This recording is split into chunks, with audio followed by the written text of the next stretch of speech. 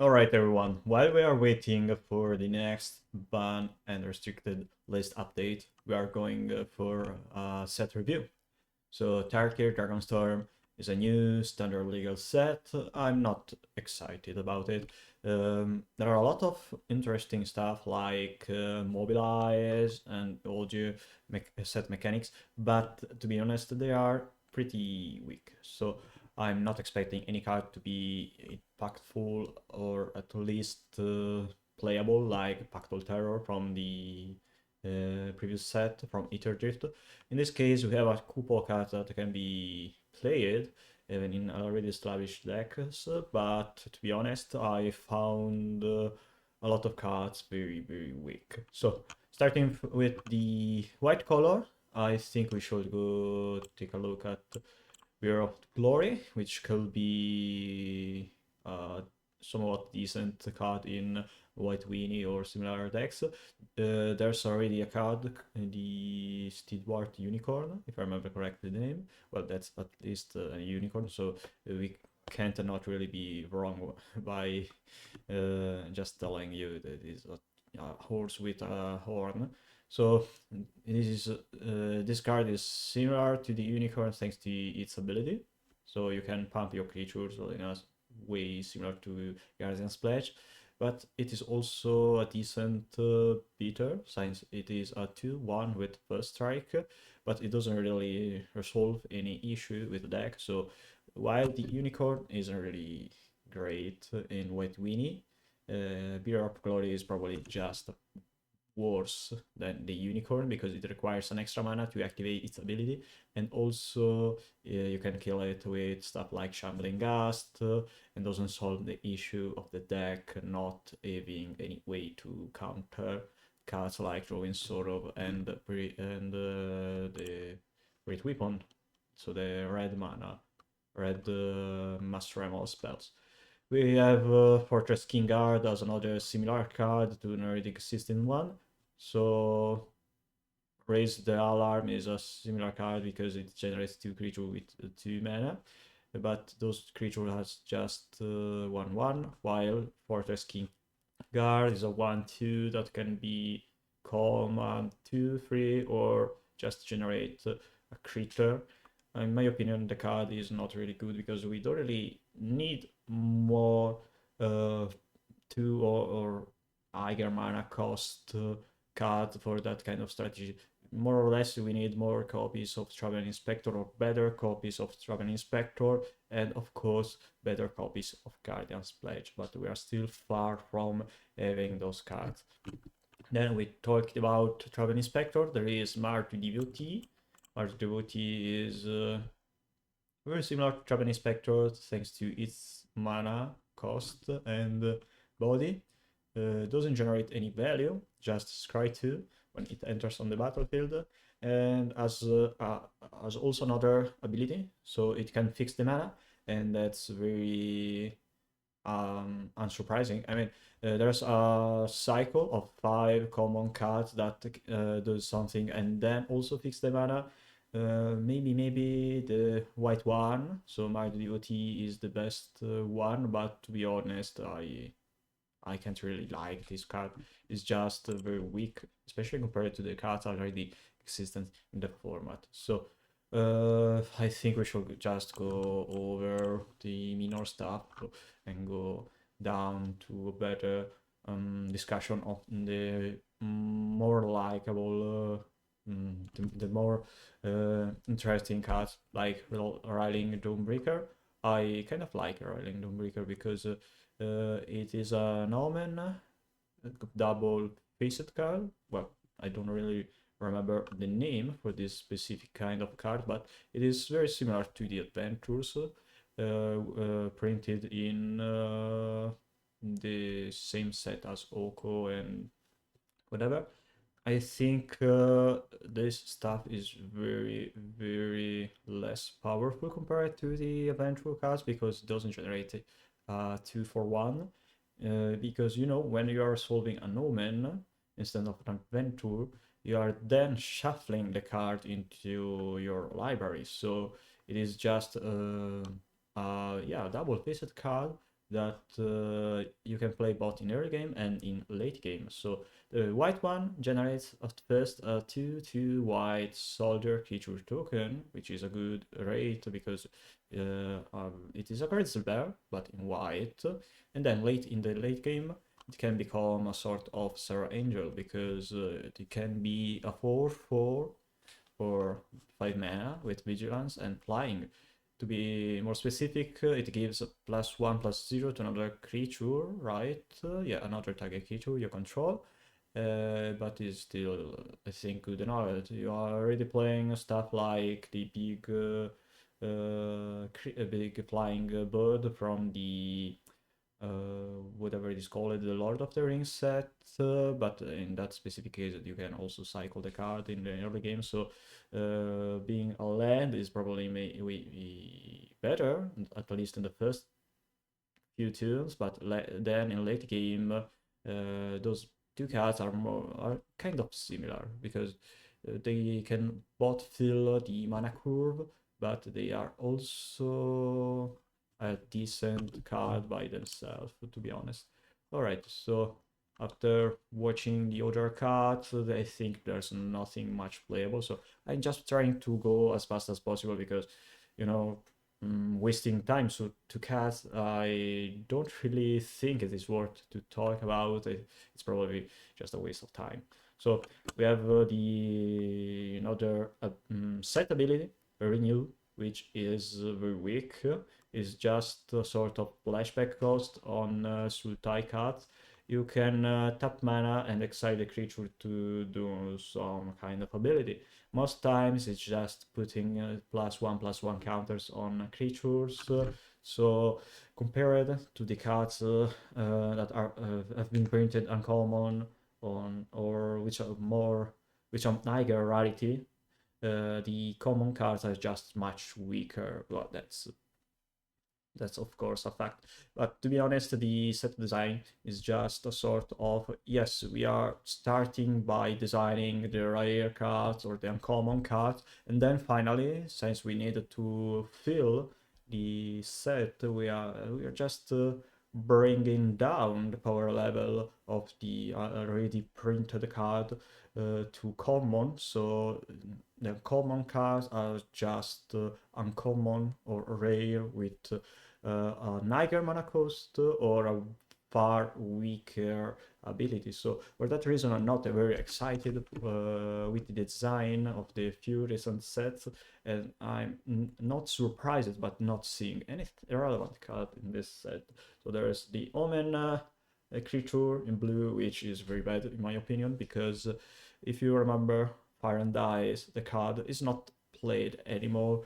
And well, also because blue-red is not a great color combination right now, but also because both sides of the cards are bad. So Digger Island Dragon is bad, both as a creature and as an omen. So for that reason, I don't want to play this card even in mono blue strategies, because if you want to deal with creatures, it is better to just have a straight answer instead of a time walk effect that doesn't resolve the card.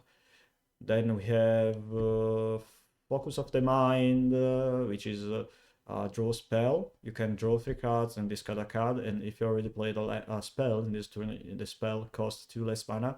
But to be honest, it's just bad because probably you are tapping at less 1 mana to cast the previous spell. So the card is just Reign of Revelation, which has the same text, but it costs only 4 mana, so it's just Reign of Revelation with extra steps. Alright, then we have a card that is for sure bound to be played, Humbling Elder, because it's Brazen Borrower functional reprint. So, you know, the card is already being played. So just for that reason, the card is playable. Still talking about Mono Blue Fairies, we have a Ringing Strike Mastery, which is the new removal spells for Mono Blue Fairies. You know, this kind of aura spell is always been printed in every standard set because it's the staple removal spell in blue. So for that reason, we have a large amount of cards that more or less do the same thing, but with a slightly different flavor. In this case, the enchantment tap the creature.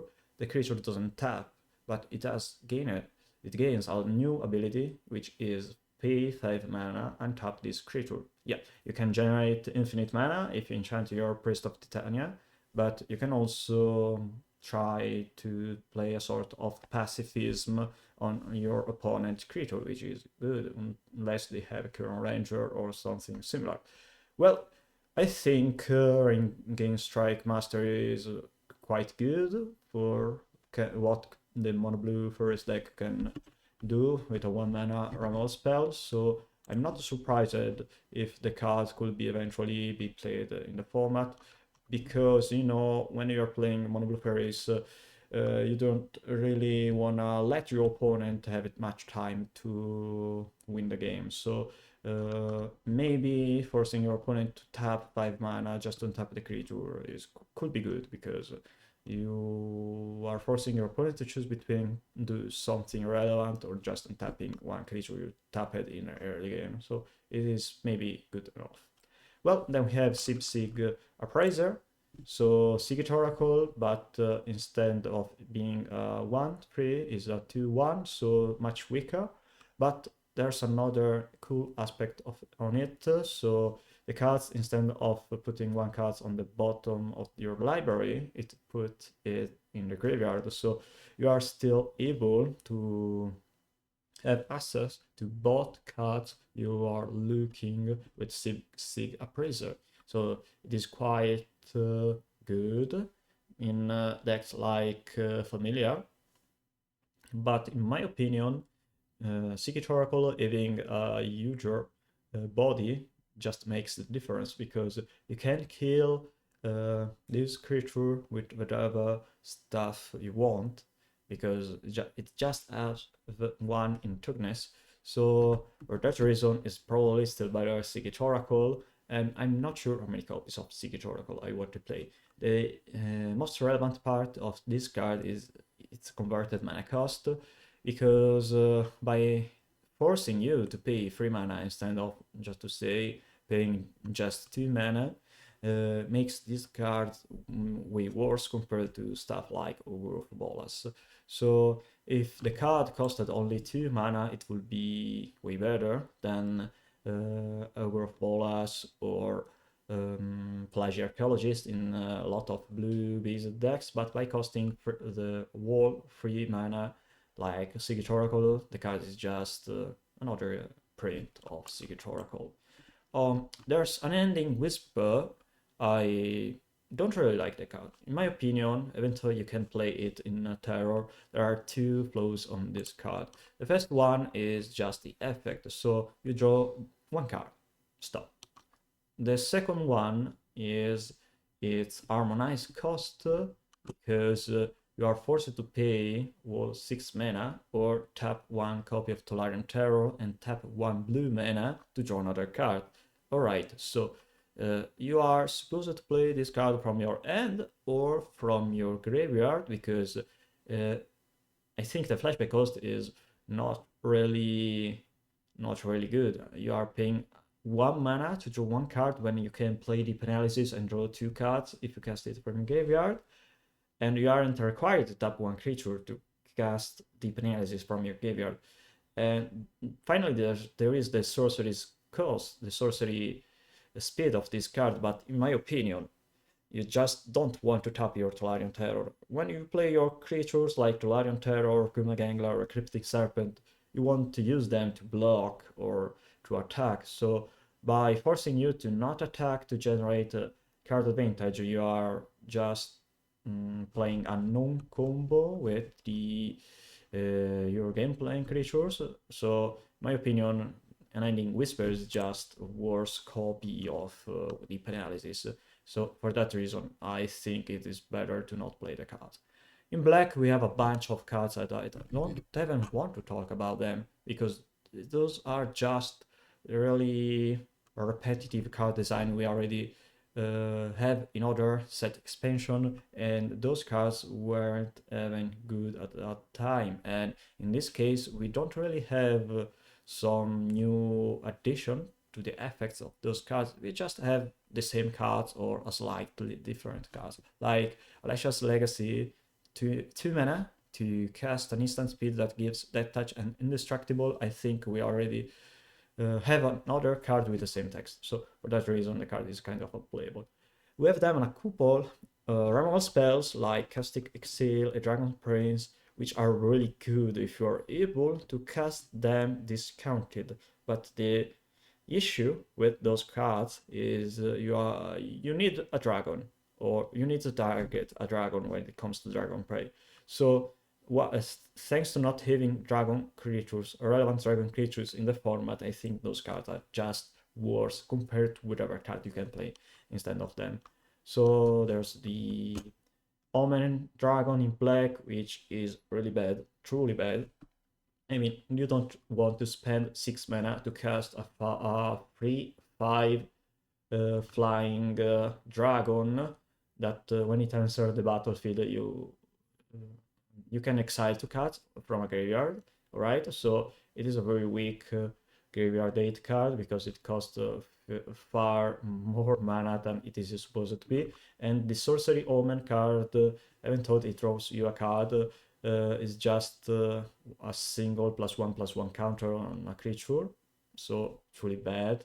It's also a sorcery, so you can't use it as a way to protect your creature. And also, you lose if you lose the target, you aren't drawing a card, and the card doesn't resolve, so the card goes straight to your graveyard. So very bad. This is probably the worst Omen Dragon we have in this common cycle of cards. We have then a bunch of overcosted black creatures with which can generate token. I don't really want to talk about them. We have another removal spell that it is already available in Pauper. So 1 mana, sacrifice a creature as an additional cost, exile a creature, nothing new. And a 2/2 Grizzle Bear that can get +1/+1 counter if you tap 2 mana and sacrifice another creature. To be fair, the effect is really appealing, but the cost is way too much high.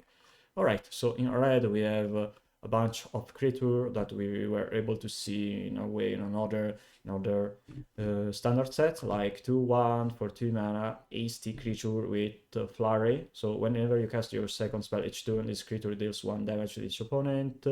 It is very weak, so not on my book. Jeskai Devotee seems cute at a first sight, but it doesn't do much. So now the Grizzly Bear. When you cast your second spell each turn, this creature gets +1/+1. So it is a way worse prowess and doesn't help at all being able to fix the mana for at least just 1 turn. So Meticulous Artisan, not a prowess creature, but it costs full 4 mana just to have a free creatures that generate a treasure token when it enters the battlefield. No, thank you. I think we should talk about Seized Opportunity. So if you remember Rens Resolve and Reckless Impulse, this is the same kind of card, but it is an instant speed, and it also costs 1 extra mana.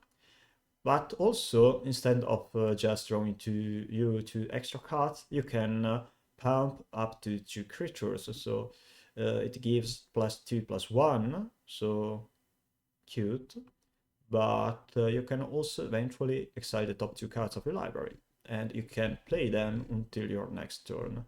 Alright, so the card is kind of reasonable, at least for standard, no, at least for limited, but in Pauper I think it is kind of overpriced. I mean, so beside of the color, we have a lot of cards that do something we already have in the format, but maybe are just overpriced version of what we already have in the format.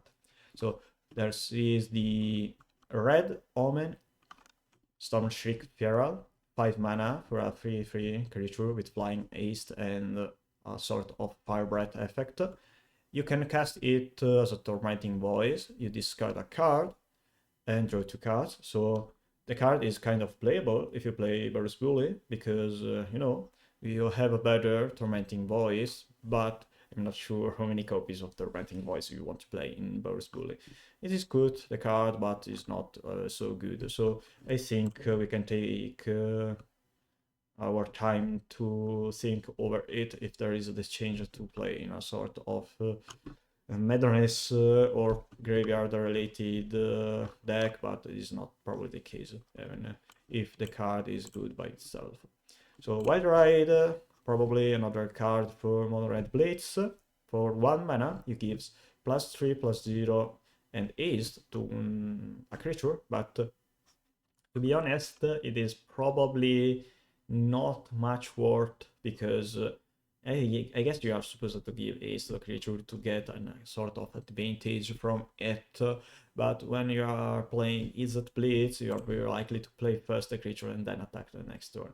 So now we have a couple cards that I think we are very likely to see them in Pauper. So first, Enoch Wayfarer is just a functional reprint of a card that is already being played in Dredge, because it's a 2 mana, 1/1. When it enters the battlefield, you mill 3 cards, and then you put a land card from among those cards in your hand. If you don't, you put a +1/+1 counter on this creature. So there's already a dog elemental sort of creature which has the same body and the same text. So for that reason, you can play more than 4 copies of that card. So good. At least we have a good card. And then finally you have a sort of toolbox answer to artifacts, enchantments, or graveyard cards.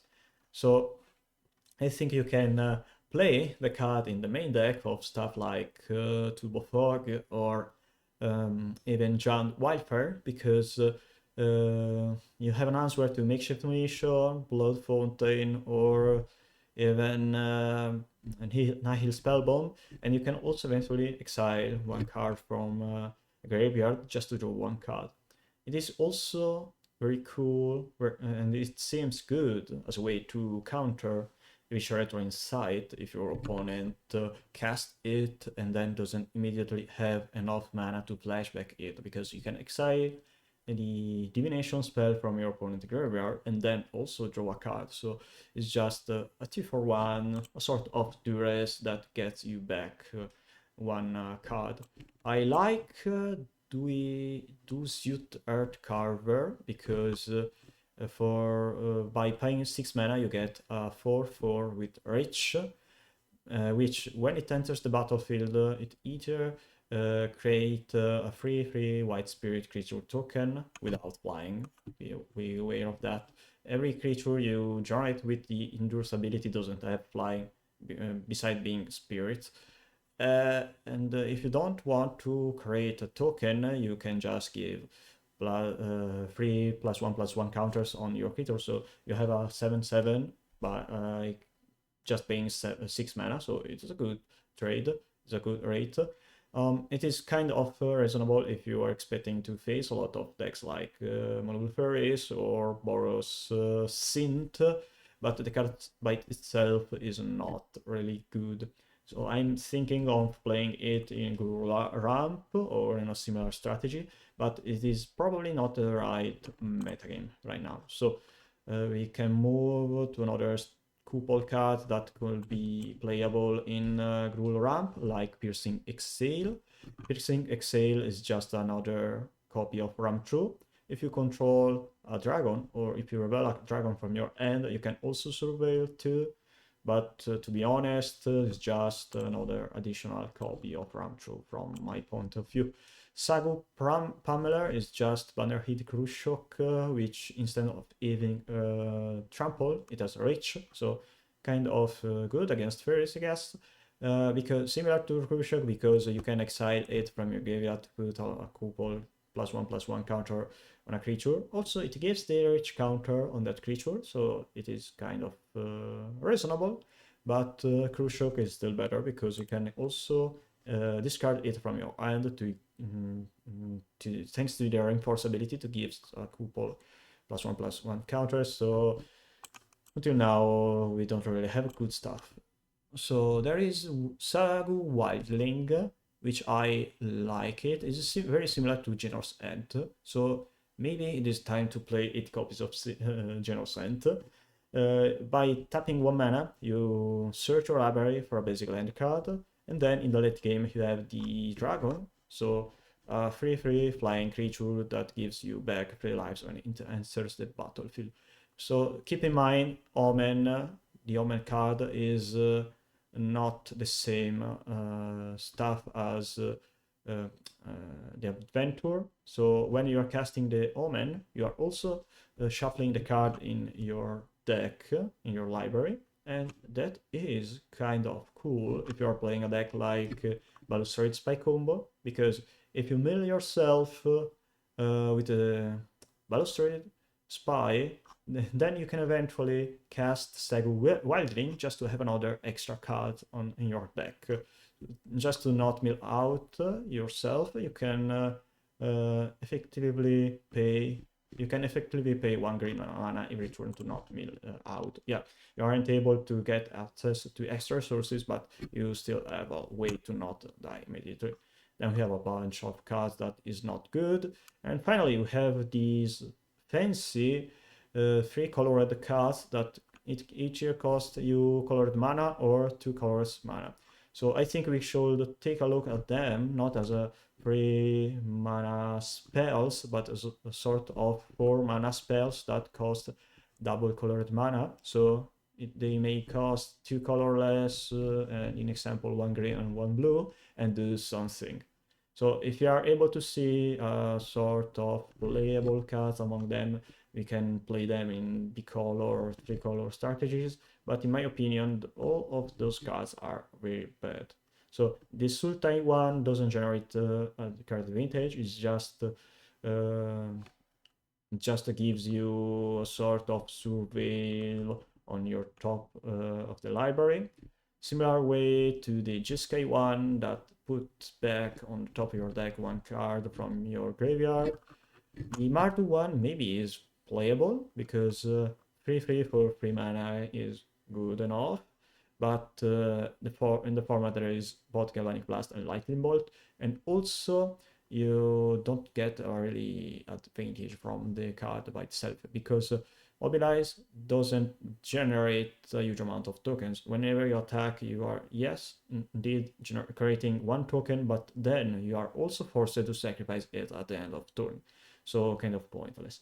And the other ability, giving +1/+0 and indestructible to another creature when this creature enters the battlefield, is not even good in a deck that is supposedly 2 colors or more. So from my point of view, this card is very, very bad for the format. The Abzan one maybe is better because when it enters the battlefield and when it leaves the battlefield, or rather it dies, it puts a +1/+1 counter on a creature you control, but it has a very weak body and the effect is also very bad. The Timer one seems kind of the better one because it draws you cards, but is not a raw card advantage, is just a loot effect. So you draw a card and then discard a card. The card also has just 3 points in toughness, so it is very bad. So, you know, if the card, instead of being a 4/3, was a sort of a 2/4, a 3/5, or whatever, you just need to give better toughness on this card to make it eventually playable.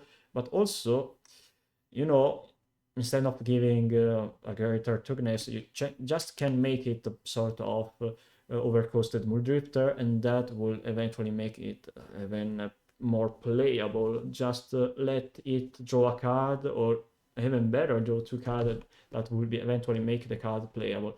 So Temur Troni back is clearly unplayable to me. We have a bunch of artifact spells, and none of them is playable. All of those cards are bad. overcosted or doesn't do nothing relevant to be playable. And finally, we have Evolving Wilds. No reason to play Evolving Wilds when you have Modern Horizon 3 landscape. And so, thanks to Evolving Wilds, we are closing this video. So, hope you have found this video at least interesting to watch or to listen. But in my opinion, this is one of the worst set expansion for Pauper in a while. I'm not expecting anything relevant from it, and by saying that, I also say see you in the next video. Hope they will eventually unban or ban something relevant for Pauper so we can start streaming or recording again some good stuff, both in Italian and in English. See you.